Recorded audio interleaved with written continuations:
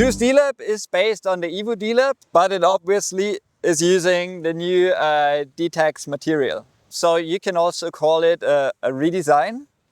I don't want to get into all the details again because it also features the 6-point bridle, it features the new seam construction.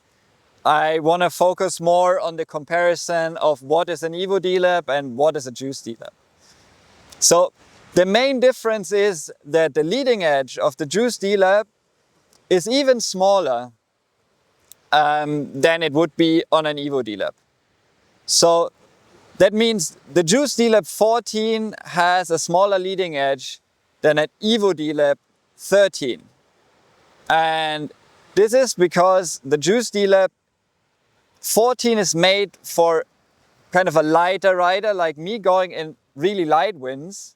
And on the other hand, Evo Dlab 13 would be made for a little bit heavier rider going out in stronger winds.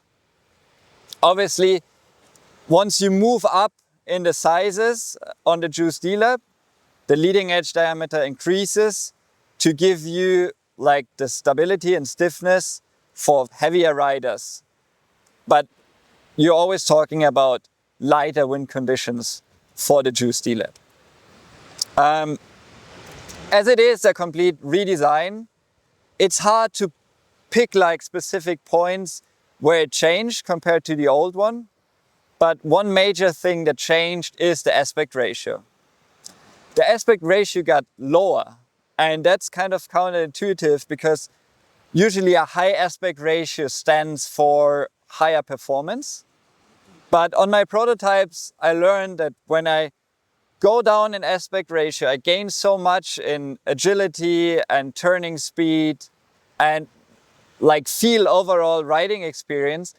And I didn't really lose much in performance.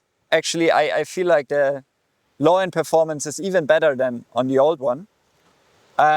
So this was kind of the direction we were moving. I was in a trip now, and for sure I was kiting in a Juice 14 on the foil with, I don't even know how many knots it was, but I know the water was glassy and it was the lightest session I ever kited in my life. We started in a condition that we were sure that we were able to kite, and the wind was dropping, and I was like, I'm sure now I cannot kite it anymore, and I was keep going. And yeah, it was really impressive. And I think that's the same kind of feeling that I have from the past Evo Dlab to the new one, that we had a lot of power of the kite to push you, which is good in a certain way for a light wind kite because the wind is already light and you need something to pull you. But this kite has this because of the lower aspect ratio, but also bringing the thinner leading edge gives you a lot of performance, and which gives you more upwind performance in this kite. And this is like, you can see straight away when you kite.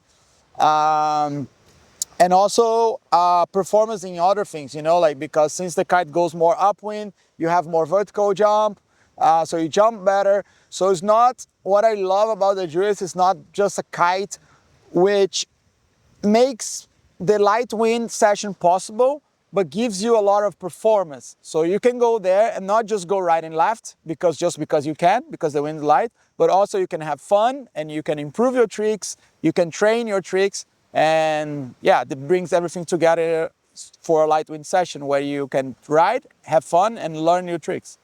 I think it's also nice, as you said, like the different kind of, because it is the same kite, but for different people, because in Juice we have 14, 15, and 17. So I think it's nice that you could talk a little bit more this, like why someone would choose a 17, a 15, and a 14, for example. Yeah, so as I said, like the 14 is really made for like light people. Like, let's say me.